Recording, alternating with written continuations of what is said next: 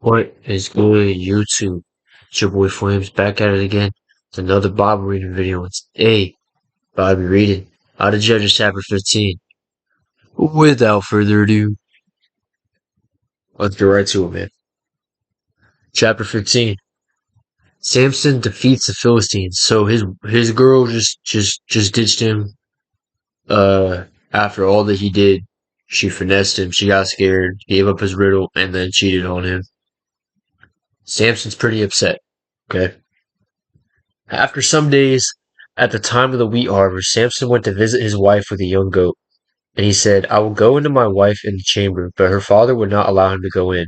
And her father said, I really thought that you utterly hated her, so I gave her to your companion. Is not her younger sister more beautiful than she?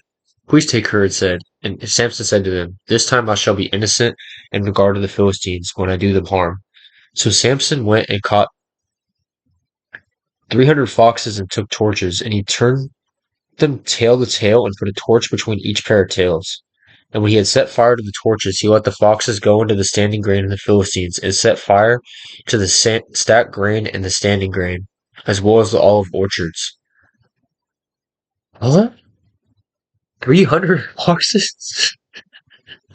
Did he individually, light one of them on fire and just toss them into the grain to, I don't know, bro. That's kind of diabolical. I don't understand, that's pretty insane, bro. Sometimes the Bible be saying stuff really quick and then just moving on because it's just documenting what happened. It's not exaggerating it or anything. It just says it really quickly and it's just dang, bro. Uh, Set fire to the stacked grain and in the standing grain, as well as the olive orchards. Then the Philistine said, Who has done this? And they said, Samson, the son-in-law of the Timnite, because he has taken his wife and given her to his companion. And the Philistines came up and burnt her and her father with fire. Dang, bro. And Samson said to them, If this is what you do, I swear I will be avenged on you, and after that I will quit. And he struck them hip and thigh with a great blow, and he went down and stayed in the cleft of the rock at Etham. Then the Philistines came up and encamped in Judah and made a raid on Lehi.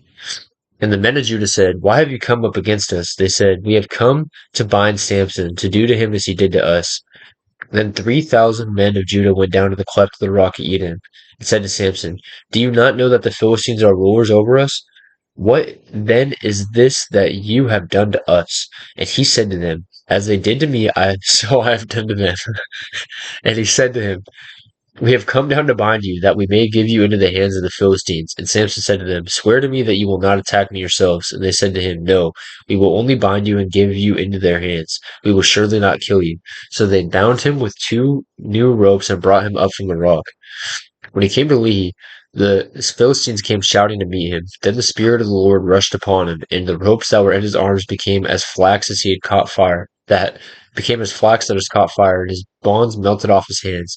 And he found a fresh jawbone of a donkey, and put out his hand and took it. And with it he struck 1,000 men. Yo, he's violent, bro.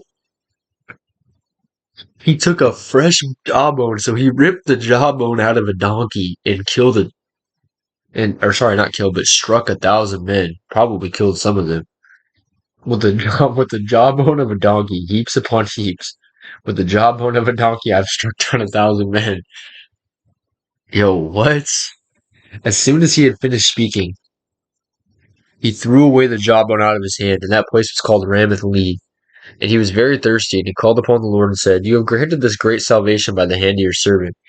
Shall I now die of thirst and fall into the hands of the uncircumcised? And God split open the hollow place that is at Lehi, and water came out of it. And when he drank, his spirit returned, and he revived. Therefore the name of it was called En Hakkore.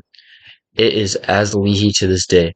And he judged Israel in the day of the Philistines 20 years. Dang, so that is it for today's video. I really appreciate y'all for watching. Thank y'all so much. And yeah, if you're watching this, bro, I want you to pray for a couple of my friends. I want you to pray for my friend Brahim. I want you to pray for my friend Avery. I want you guys to pray for this kid named Sawyer. I want you to pray for all 3 of them. I really, uh, I don't know, for some reason, like those three people, like I feel like I need to bring them closer to God. So I want y'all to pray for their salvation. I really appreciate, but yeah, but I do really appreciate y'all for watching. Thank y'all so much, and I'm gonna catch y'all tomorrow. Peace.